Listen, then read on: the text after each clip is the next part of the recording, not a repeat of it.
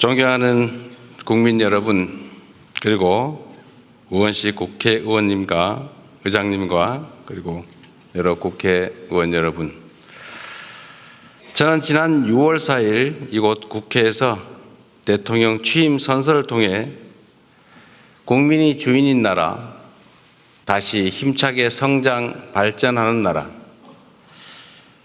모두 함께 잘 사는 문화가 꽃피는 나라, 그리고 안전하고 평화로운 나라를 만들겠다고 약속드렸습니다. 무너진 경제를 회복하고 민생 경제를 살리는 일은 지금 우리가 해결해야 할 가장 시급한 과제입니다. 요즘처럼 저성장이 지속되면 기회의 문이 좁아지고 경쟁과 갈등이 격화되는 악순환에 빠지게 됩니다. 새로운 성장 동력을 만들고 성장의 기회와 결과를 함께 나누는 공정성장의 문을 열어야 양극화와 불평등을 완화하고 모두가 함께 잘 사는 세상으로 나아갈 수 있습니다. 자본시장도 정상화해야 합니다. 자본시장의 투명성과 공정성을 회복하면 경제도 살고 기업도 제대로 성장 발전하는 선순환으로 우리 국민 모두가 바라는 코스피 5000 시대를 열어제칠 수 있습니다. 인공지능, 반도체 등 첨단 기술 산업에 대대적으로 투자하고 재생에너지 중심의 에너지 전환을 조속하게 완료하여 기후위기와 R200에 대응해야 합니다. 바이오 산업과 제조업 혁신, 문화산업 육성에도 힘을 기울여서 세계를 선도하는 대한민국을 만들어야 합니다. 외교에는 색깔이 없습니다. 진보냐 보수냐가 아니라 국익이냐 아니냐가 유일한 선택 기준이 되어야 합니다.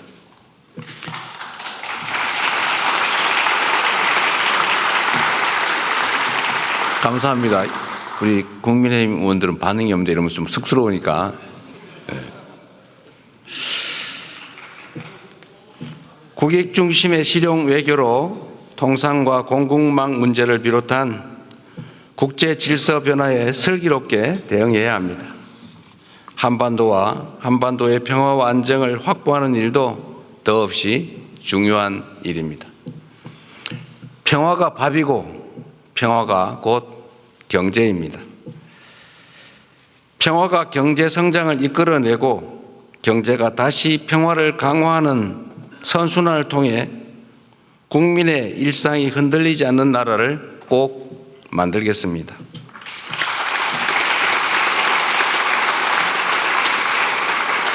이 자리를 빌려 국민 여러분께 간곡하게 협조 요청을 드립니다. 새로운 나라, 진짜 대한민국을 만드는 일은 대통령 혼자 또는 특정한 소수가 할 수 있는 일이 아닙니다. 예측 가능하고 합리적인 사회를 만들기 위해서는 우리 모두가 최소한의 합의를 꼭 지켜야 합니다.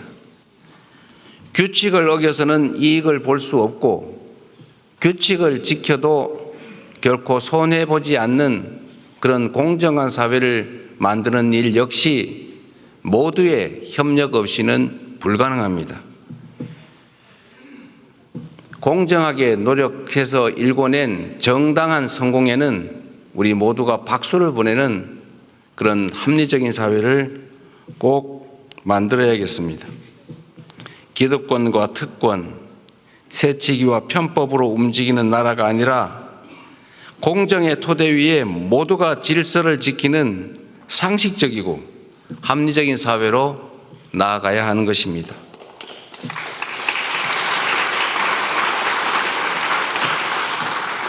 새로운 사회로 변화하는 과정은 고통을 수반하지만 건물을 걷어내야 씨를 뿌릴 수 있습니다. 하나된 힘으로 숱한 국난을 극복해온 위대한 우리 대한 국민들의 저력이라면 어떤 어려움도 능히 이겨낼 수 있다고 확신합니다. 작은 차이를 인정하고 포용하면 새롭게 출발할 수 있습니다. 짧은 기간이지만 이미 많은 것들이 회복되고 정상화되고 있습니다. 이제 한 걸음 더 나아갑시다. 우리는 할 수 있다는 것을 국민들께 보여줍시다.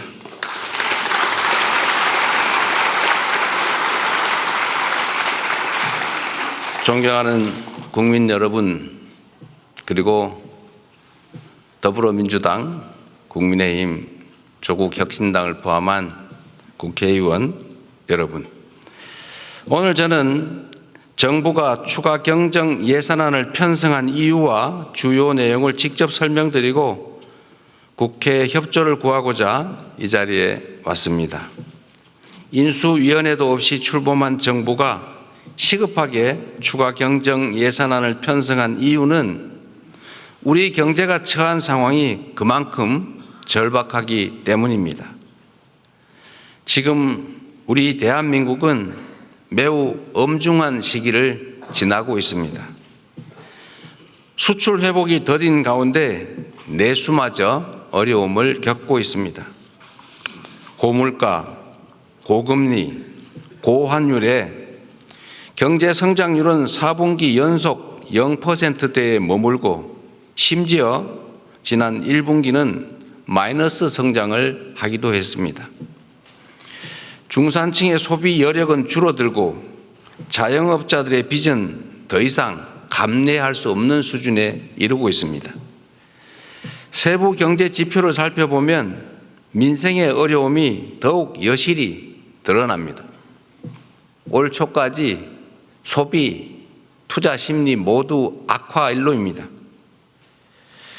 올해 1분기 정부 소비, 민간 소비, 설비 투자, 건설 투자가 모두 역성장했습니다.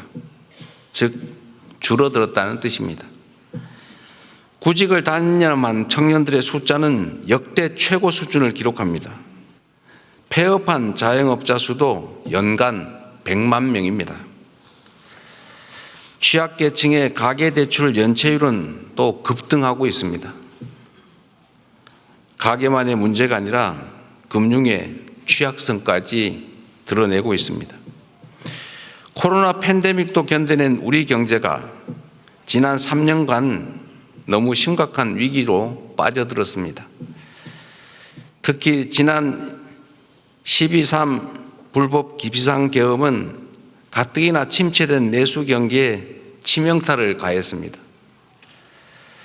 미국발 관세 충격부터 최근에 이스라엘, 이란 전쟁까지 급변하는 국제 정세는 한치 앞을 예측하기 어렵습니다. 그래서 지금은 경제가 다시 뛸 수 있도록 정부가 나설 때입니다. 경제 위기에 정부가 손을 놓고 긴축만을 고집하는 것은 무책임한 방관이자 정부의 존재 이유를 스스로 부정하는 일일 수도 있습니다. 정부의 가장 큰 책무는 바로 국민의 삶을 지키는 일 아니겠습니까?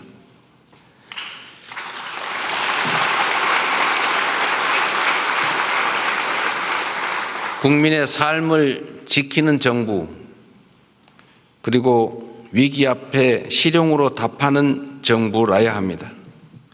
이념과 구호가 아니라 경제와 민생을 살리는 실천이 바로 새 정부가 나아갈 방향입니다.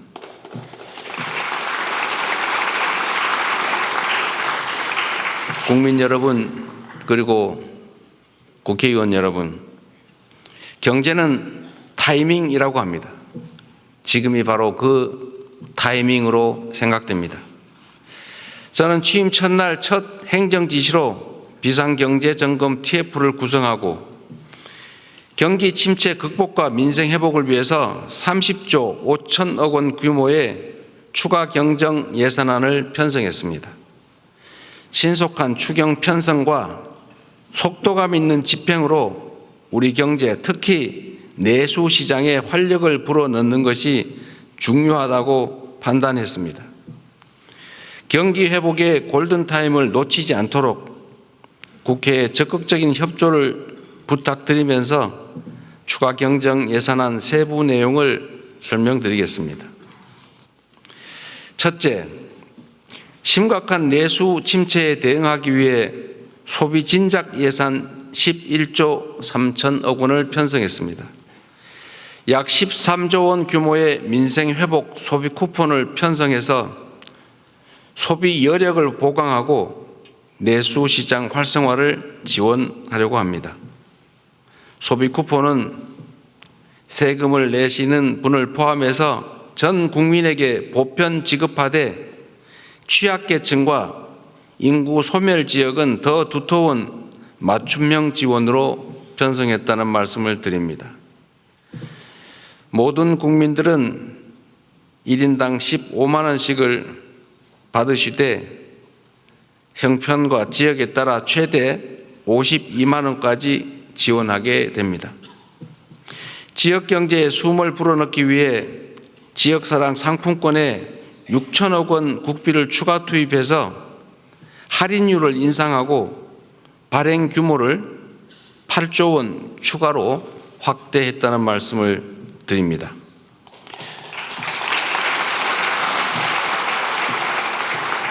소비 쿠폰과 지역사랑 상품권은 지방을 더 지원한다는 새 정부의 철학에 따라 지방에 더 많은 국비를 편성했다는 말씀을 드립니다.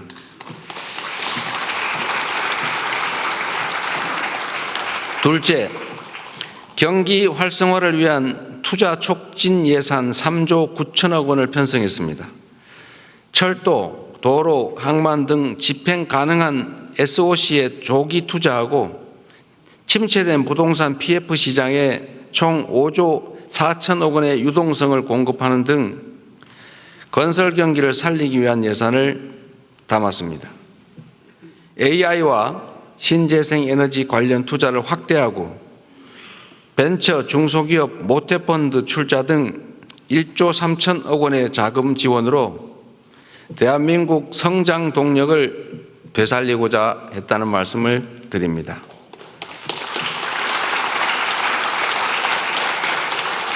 셋째로 소상공인, 취약계층 등을 지원하는 민생안정 예산을 5조 원 담았습니다.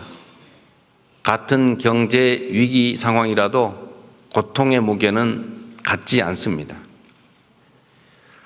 코로나 팬데믹 위기부터 12.3 불법 비상계엄까지 극심한 고통을 겪고 계신 소상공인, 자영업자, 취약계층을 위한 특단의 대책이 필요합니다.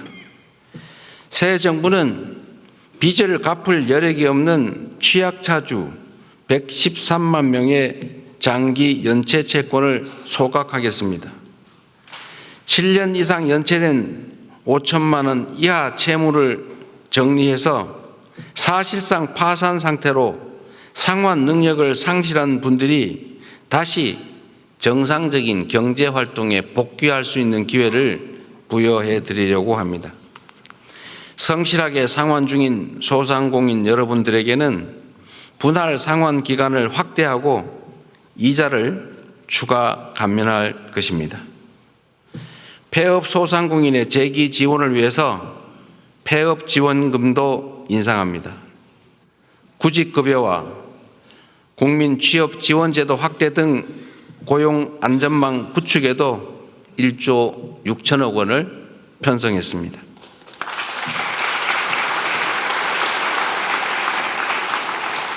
넷째, 10조 3천억 원 규모의 세입 경정을 추진해서 재정 정상화의 시작을 알리겠습니다. 이번 추경안에는 세입 경정을 반영했습니다. 재정 안정성과 국회의 예산 심의 확정권을 존중하기 위한 것이라는 점을 말씀드립니다. 2023년과 24년 이 두 해 동안 도합 80조 원 이상의 세수 결손이 발생했습니다. 그리고 올해도 상당한 수준의 세수 결손이 예측됩니다. 만약 세수 결손을 방치할 경우에 정부는 연말에 예산을 대규모 불용 처리할 수밖에 없게 됩니다. 이렇게 되면 정부가 예산을 계획만큼 지출하지 못할 뿐 아니라 지방재정 지원도 줄어들게 됩니다. 이는 사실상의 긴축재정 운용으로 민생과 경기 회복의 걸림돌이 될 수밖에 없습니다. 새 정부는 변칙과 편법이 아닌 투명하고 책임 있는 재정 정책을 펼치려고 합니다. 추경안에 세입 경정을 반영해서 이미 편성한 예산이라 해도 필요한 사업만을 적재적소에 집행하려 하는 것입니다.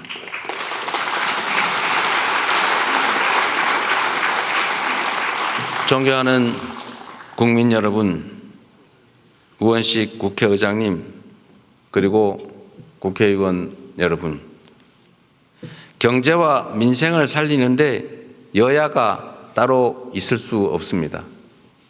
이번 추가 경정 예산안은 경제위기 가뭄 해소를 위한 마중물이자 경제 회복을 위한 최소한의 조치입니다.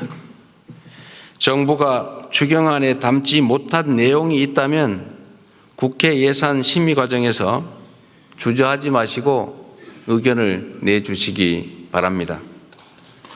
특히 우리 야당 의원님들께서도 필요한 예산 항목이 있거나 삭감에 주력하시겠지만 추가할 게 있으시다면 언제든지 의견을 내주시기를 부탁드립니다. 다행히 새 정부 출범 이후에 정치적 불확실성이 해소되면서 소비 심리가 많이 개선되고 있습니다. 정부는 앞으로도 든든한 민생의 버팀목이 되도록 노력하겠습니다. 오직 실용정신에 입각하여 국민의 삶을 살피고 경기 회복과 경제 성장의 새 길을 열기 위해 최선을 다하겠습니다. 대한민국 경제의 활력을 되찾고 국민이 행복한 나라를 만드는 데에 국회가 적극 협조해 주시기를 부탁드리면서 우리 국민의힘 의원님들 어려운 자리 함께해 주신 점에 대해서 진심으로 감사하게 생각합니다. 고맙습니다.